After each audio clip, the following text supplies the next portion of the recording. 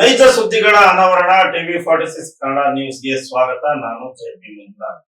ಮಾಜಿ ಪ್ರಧಾನಿ ಎಚ್.ಡಿ. ದೇವೇಗೌಡ ಅವರ ಪತ್ನಿ ಚೆನ್ನಮ್ಮ ಅವರ ನಿಧನಕ್ಕೆ ಆಲೂರು ತಾಲೂಕು ಜೆಡಿಎಸ್ ಮುಖಂಡರು ಭಾವಪೂರ್ಣ ಶ್ರದ್ಧಾಂಜಲಿಯನ್ನು ಸಲ್ಲಿಸಿದರು. ಜೆಡಿಎಸ್ನ ಮಾಜಿ ಸಚಿವ ಎಚ್.ಕೆ. ಕುಮಾರಸ್ವಾಮಿ ಹಾಗೂ ತಾಲೂಕು ಅಧ್ಯಕ್ಷ ಕೆ.ಎಸ್. ಮಂಜೇಗೌಡ ಹಾಗೂ ಕಾರ್ಯಕರ್ತರು ಚೆನ್ನಮ್ಮ ಅವರ ಭಾವಚಿತ್ರಕ್ಕೆ ಪುಷ್ಪ ನಮನ ಸಲ್ಲಿಸಿ ಅವರ ಆತ್ಮಕ್ಕೆ ಚಿರಶಾಂತಿ ಸಿಗಲಿ ಹಾಗೂ ದೇವೇಗೌಡರ ಕುಟುಂಬಕ್ಕೆ ದುಃಖ ಭರಿಸುವ ಶಕ್ತಿ ದೊರೆಯಲಿ ಎಂದು ಪ್ರಾರ್ಥಿಸಿದರು. ಬಳಿಕ ಕೆಲ ಕಾಲ ಮೌನಾಚರಣೆ ನಡೆಸಿ ಗೌರವ ನಮನ ಸಲ್ಲಿಸಿದರು. ಈ ಸಂದರ್ಭದಲ್ಲಿ ಮಾಜಿ ಸಚಿವರಾದ ಎಚ್.ಕೆ. ಕುಮಾರಸ್ವಾಮಿ ಮಾತನಾಡಿ, ಚೆನ್ನಮ್ಮನವರ ಅಗಲಿಕೆ ಜೆಡಿಎಸ್ ಕುಟುಂಬಕ್ಕೆ ಅಪಾರ ದುಃಖವನ್ನು ಉಂಟು ಮಾಡಿದೆ. ಪ್ರಧಾನಮಂತ್ರಿಯವರ ಪತ್ನಿಯಾಗಿದ್ದರೂ ಯಾವುದೇ ಅಹಂಕಾರವಿಲ್ಲದೆ ಮನೆಗೆ ಬಂದ ಪ್ರತಿಯೊಬ್ಬರನ್ನು ತಾಯಿಯಂತೆ ಮಮತೆಯಿಂದ ಸ್ವಾಗತಿಸಿ ಗೌರವಿಸುತ್ತಿದ್ದರು. ಅವರ ಸರಳತೆ, ಕರುಣೆ ಮತ್ತು ಮಾನವೀಯ ಗುಣಗಳು ಸದಾ ಸ್ಮರಣೀಯವಾಗಿರಲಿವೆ ಎಂದು ಹೇಳಿದರು. ತಾಲೂಕು ಜೆಡಿಎಸ್ ಅಧ್ಯಕ್ಷ ಕೆ.ಎಸ್. ಮಂಜೇಗೌಡ ಮಾತನಾಡಿ, ಚೆನ್ನಮ್ಮ ಅವರು ಎಲ್ಲರನ್ನೂ ಪ್ರೀತಿ ಮತ್ತು ಆತ್ಮೀಯತೆಯಿಂದ ಕಾಣುತ್ತಿದ್ದ ಆದರ್ಶ ಗೃಹಿಣಿಯಾಗಿದ್ದರು. ಅವರ ಅಗಲಿಕೆ ಸಮಾಜಕ್ಕೆ ತುಂಬಲಾರದ ನಷ್ಟವಾಗಿದ್ದು, ಅವರ ಆತ್ಮಕ್ಕೆ ಚಿರಶಾಂತಿ ದೊರೆಯಲಿ ಎಂದು ಪ್ರಾರ್ಥಿಸಿದರು. ಜೆಡಿಎಸ್ ಮುಖಂಡ ನಟರಾಜ್ ನಾಕಲಗೋಡು ಮಾತನಾಡಿ, ಮಾಜಿ ಪ್ರಧಾನಿ ಎಚ್.ಡಿ. ದೇವೇಗೌಡರ ಪತ್ನಿ ಚೆನ್ನಮ್ಮ ಅವರು ಕುಟುಂಬದ ಶಕ್ತಿಯಾಗಿ ಮಾದರಿಯಾಗಿದ್ದರು. ದೇಶದ ರಾಜಕೀಯ ವ್ಯವಸ್ಥೆಗೆ ಪ್ರಧಾನಿ, ಮುಖ್ಯಮಂತ್ರಿ ಹಾಗೂ ಸಚಿವರನ್ನು ಕೊಡುಗೆಯಾಗಿ ನೀಡಿದ ಮಹಾತಾಯಿಯವರು ಎಂದು ಬಣ್ಣಿಸಿದರು. ಚೆನ್ನಮ್ಮ ಅವರಲ್ಲಿದ್ದ ತಾಳ್ಮೆ ಮತ್ತು ಸಂಸ್ಕಾರದಿಂದ ಕುಟುಂಬದಲ್ಲಿ ಉತ್ತಮ ನಾಯಕರು ರೂಪುಗೊಳ್ಳಲು ಸಾಧ್ಯವಾಯಿತು. ಅವರ ಆದರ್ಶಗಳು ಪ್ರತಿ ಮನೆಮನದಲ್ಲೂ ಹಸಿರಾಗಿ ಉಳಿಯಲಿವೆ ಎಂದರು. ಒಬ್ಬ ಎಲ್ಲ ರಾಜಕೀಯ ಮಾಡೋದ್ರಿಂದ ಆಶಿಸಿ ನಾವು ಈ ಕಾರ್ಯಕ್ರಮ ಇಟ್ಕೊಂಡಿದ್ದೇವೆ.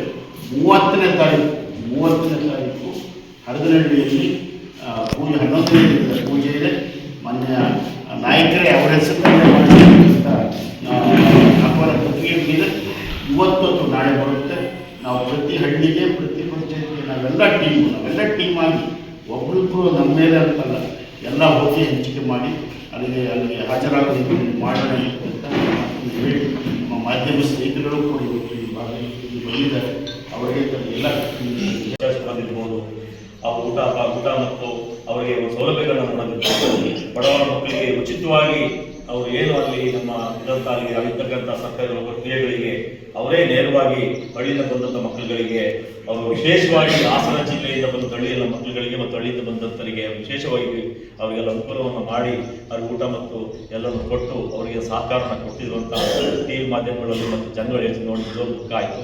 ಅಂಥವರು ಇವತ್ತು ಒಂದು ಇದಾಗಿದ್ದು ತುಂಬ ಬೇಜಾರಾಗಿದೆ. ಅದರಿಂದ ಅವರ ಕುಟುಂಬಕ್ಕೆ ಮತ್ತು ಅವರಿಗೆ ಆತ್ಮಕ್ಕೆ ಶಾಂತಿ ಸಿಗಲಿ, ಕುಟುಂಬಕ್ಕೆ ಒಂದು ಆರೋಗ್ಯ ಮತ್ತು ಧೈರ್ಯವನ್ನು ತುಂಬುವಂಥ ಒಂದು ಧೈರ್ಯವನ್ನು ಕೊಡಲಿ ಅಂತ ಈ ಸಂದರ್ಭದಲ್ಲಿ ಹೇಳ್ತಾರೆ.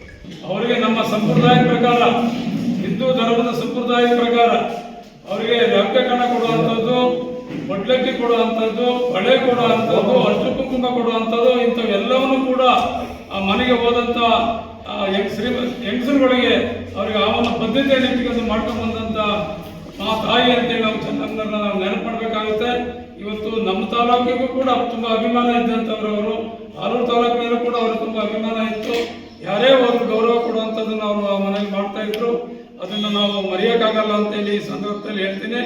ಪುನಃ ಇದಕ್ಕೆ ನೀವೆಲ್ಲರೂ ಕೂಡ ಬಂದಿದ್ದೀರಿ, ನಿಮಗೂ ಕೂಡ ನಾನು ಸ್ವಾಗತ ಬಯಸ್ತಾ ಇದ್ದೀನಿ. ಈ ಸಂದರ್ಭದಲ್ಲಿ ಮಾಜಿ ಶಾಸಕ ಎಚ್.ಕೆ. ಕುಮಾರಸ್ವಾಮಿ, ತಾಲೂಕು ಅಧ್ಯಕ್ಷ ಕೆ.ಎಸ್. ಮಂಜೇಗೌಡ ಹಾಗೂ ಜೆಡಿಎಸ್ನ ಮುಖಂಡರುಗಳು ಹಾಜರಿದ್ದರು. You are watching TV 46 News Kannada.